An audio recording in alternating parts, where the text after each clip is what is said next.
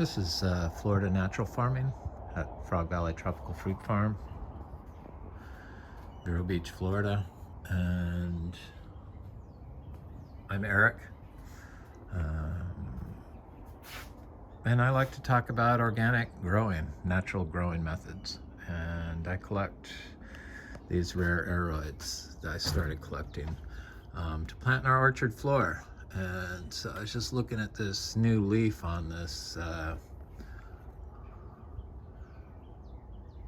Philodendron giganteum. I think this one's blizzard. It's almost like a half moon blizzard, but it has some variegation down there. It had a really good variegation on the oldest leaves, but the coldness, and it's not very sunny here, so this does better. The variegation do better when they get a little more sun. So it just seems to be growing so fast. It's one of those plants I think I'm going to plant directly out into the orchard floor, because it only had these four little leaves. 1, 2, 3, 5 tiny leaves, the smallest leaves when I got it. And it's been winter and cold, and it's set off all this new growth, and it's got a new growth point here, so I could see that it really wants to get big. So I'm thinking that needs to go out in the yard sooner rather than later. Same with this, probably this Philodendron domesticum variegata. It's got good variegation, and it was just a leaf node cutting. Leaf node, a node with a leaf, blah. And all this is new growth.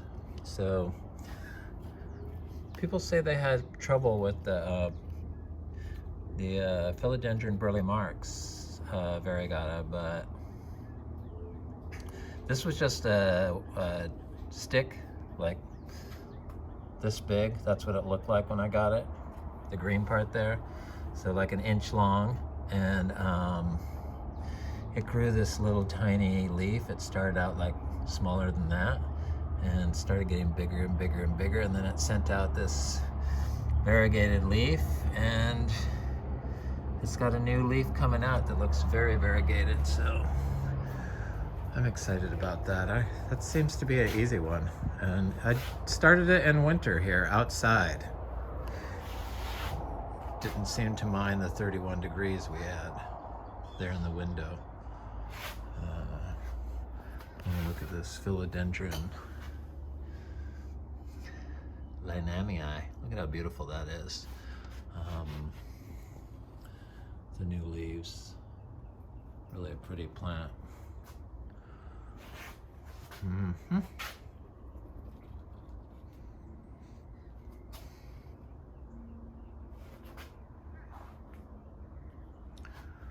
Plants are great. So I want to talk about the orchard floor a little bit, and maybe look at the cacao.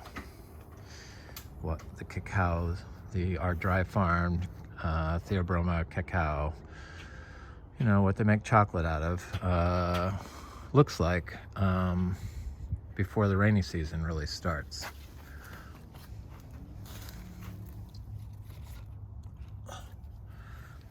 The philodendrons look perfect. They want to be dry farmed here, obviously. So this cacaos I've been growing, this is a second generation of cacao I've fruited in 2 different areas in Florida. The parent plant, and this is seeds from the cacao I fruited, that grew up and fruited in 5-6 years. And I wasn't sure that the seeds would grow because the cacao pods were very small. The tree's kind of small. It's like not given any water, and got 31 degrees. And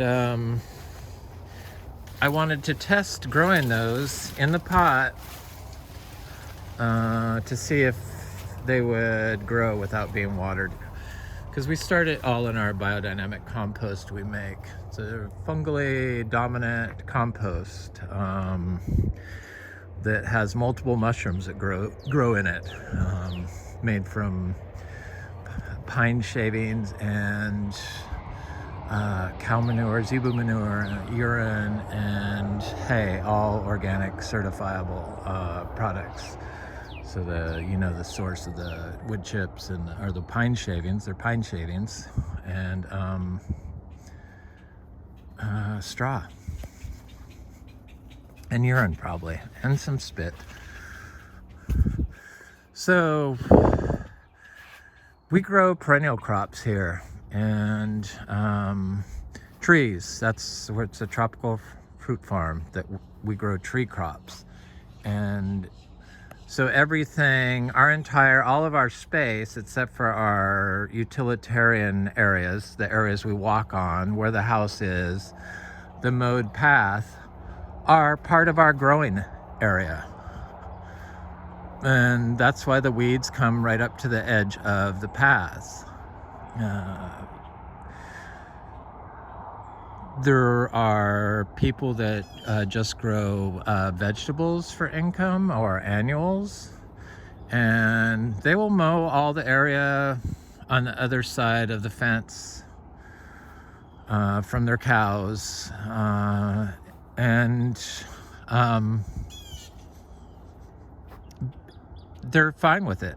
So they would just like have their vegetable garden in the center of this, and then all of this would be mowed. But our entire all land is considered a grow space. So we treat the orchard floor the same.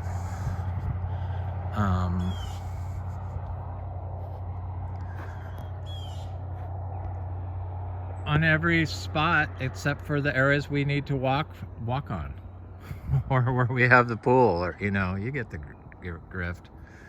So it's a little different than putting in a row crop of vegetables. But even in that row crop of vegetables, they don't mow it. They don't mow the area where they're growing their vegetables every week. They stay off of it. But when they apply the grow concept to the trees, they assume that they can drive all over every square inch of it. Because that's what they do. You either drive on it or you mow it, which compacts the soil in Florida. When it rains, it compacts it really bad. Just the fact that it's mowed. And it beats out all carbon out of the sand. It's really profound when growers say they need to apply a calcium here.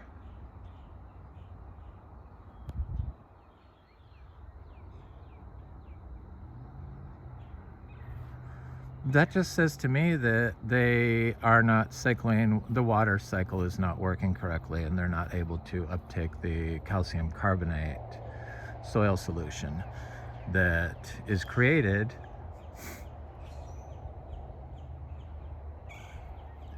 when water moves through calcium carbonate rock, which is what we have here in Florida. Probably because the pH from their mowed system, their compacted soil,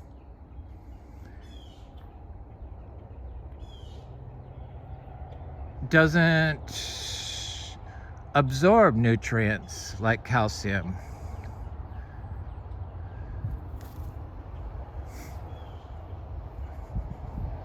From the soil solution. Or it's unavailable for uptake. So yeah, we treat all of our area like a grow space, and I had mentioned that if I had mowed this, that I could lose our organic certification or biodynamic certification, because this is in insectaria for our organic certification, or our organic farm plant. And it's all growing area. I mean, you don't mow your vegetable, your organic vegetable market garden. There's so many different practices that go on in agriculture, and the one they ignore the most is the one that nature intends in order for it to be able to uptake calcium in the soil. That's staying off of it here in Florida. This is our parent of those seed-grown cacao.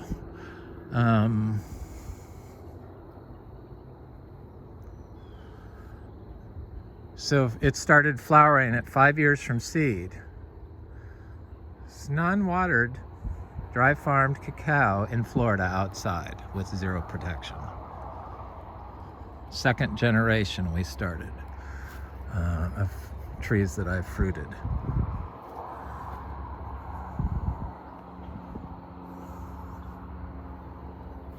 It's really good, sweet little yellow cacao. I've added some red cacao, Trinitoro. The creature's got one of the fruits. So you can see it was ripped open. I just left the thing, and then some of the little fruits died.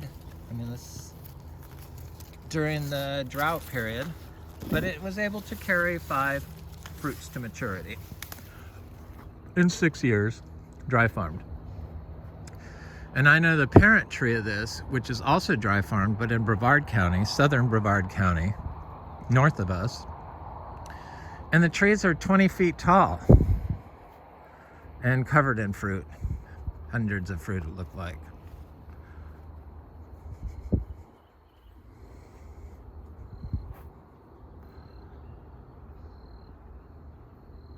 These are all little cacao. I'm going to go in there. I usually don't do that, but I want to go look at them since I said I was going to talk about cacao. Yeah, all of our usable land is all growing space for perennial trees.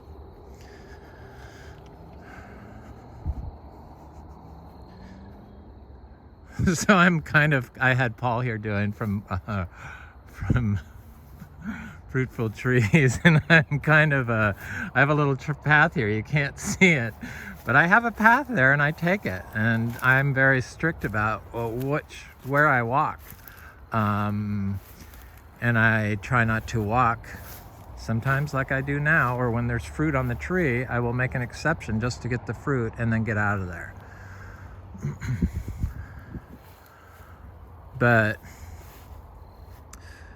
I mean, but the soil is super soft on the areas that aren't walked. It's considerably taller.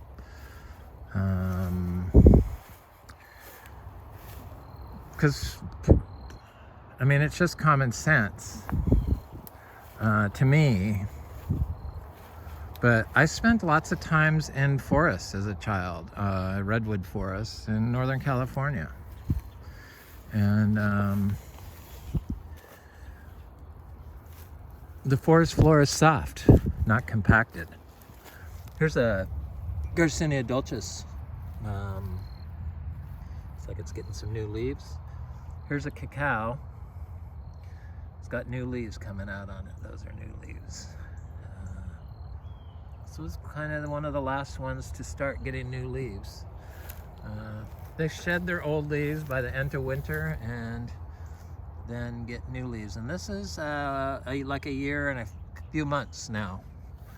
We're going on our second year with these in the ground. So year 2. This one's not got any new leaves, and it's about, I don't know, 3.5 feet tall. There are other trees growing in here. There's an achacha. Look, I can't even see it in this camera, but there's a achacha that's fairly good size. Got some parasitic vine on it I'm gonna rip off. But there's other cacao growing in here. Right there. And they do really good here. And you don't have to water them. And not really a high input plant like, say, Rulinia tree or white sapote. I consider those high input feeders.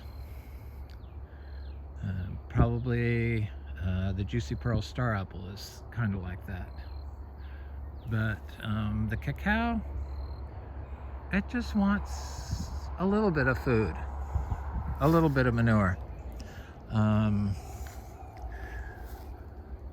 There's a chacha there. There's a bunch of stuff in here. There's an MB there.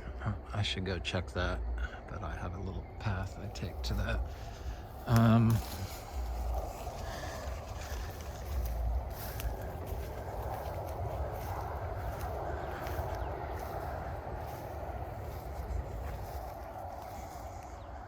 Go check that MB because I don't think it was flowering.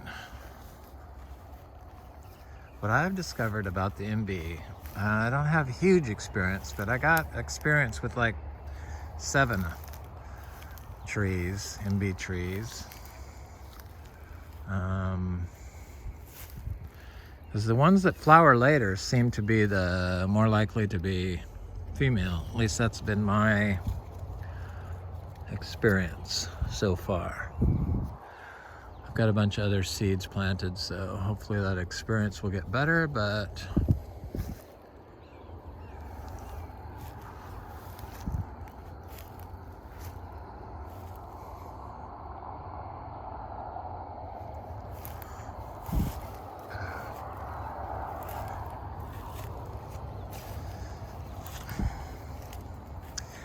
yeah, so I was thinking about the soil compaction and the mowed areas, and people don't seem to, and nobody's ever talked about that. Well, it's all this double digging and zero till and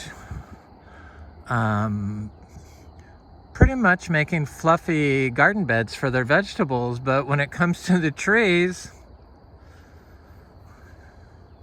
they do the opposite. At least in Florida, they mow it or they cover it with wood chips, which compacts it. Period. Or they put shade cloth on it, which is the worst. So you have microplastics. So you're like putting in your soil vinyl chloride microplastics, because the flexible stuff is the cancerous one. So I just think that none of this stuff is ever looked at and talked about, and it just is a little strange that we've forgotten that undisturbed soil is soft and fluffy and good. Anyway, this is Florida natural farming. I hope you have a beautiful day.